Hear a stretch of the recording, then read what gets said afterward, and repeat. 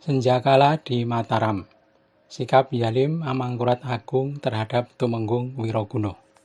Ketika Sultan Agung Cokrokusumo wafat, Pangeran Purbaya sebagai sesepuh Mataram menobatkan Pangeran Arya Mataram sebagai Raja baru dengan gelar Susuhunan Amangkurat Senopati Tanah Jawi Abdurrahman Sayyidin Anoto ing Agama.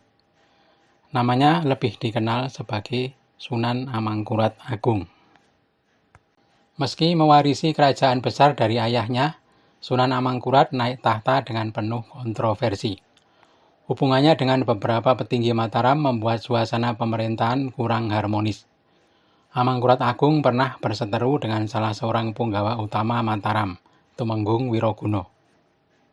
Dalam bukunya Puncak Kekuasaan Mataram, Haji de Graaf menulis bahwa Raja Amangkurat Agung ketika masih menjabat putra mahkota pernah melarikan seorang selir Tumenggung Wiroguna. Ki Tumenggung mengadukan ulah putra mahkota kepada Sultan Agung. Dan Sultan Agung menjatuhkan hukuman kepada sang putra. Peristiwa ini menimbulkan dendam di hati putra mahkota. Maka ketika naik tahta, Sunan Amangkurat berusaha menyingkirkan Wiroguna dengan cara dikirim sebagai panglima perang untuk menaklukkan Belambangan.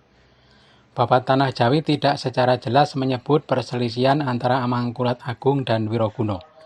Hanya disebutkan bahwa Wiroguna enggan pulang ke Mataram karena takut dihukum sang raja. Wiroguna berhasil menaklukkan Belambangan. Meski demikian, sepanjang perjalanan pulang, Wiroguna selalu khawatir keselamatan dirinya. Wiroguna kemudian jatuh sakit dan meninggal dalam perjalanan. Dan ketika meninggalnya, Wiroguna dilaporkan kepada Raja Amangkurat Agung. Sang raja tidak menyambut baik atau memberi penghormatan yang layak sebagai seorang pahlawan.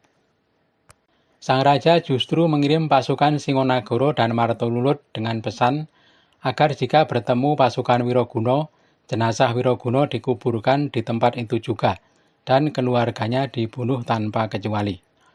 Pasukan Singonagoro dan Martolulut adalah Algojo negeri Mataram.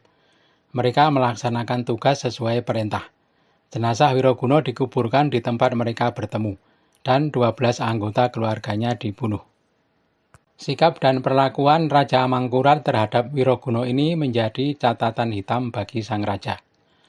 Masih ada serangkaian peristiwa lain yang membuat wibawa Mataram makin redup.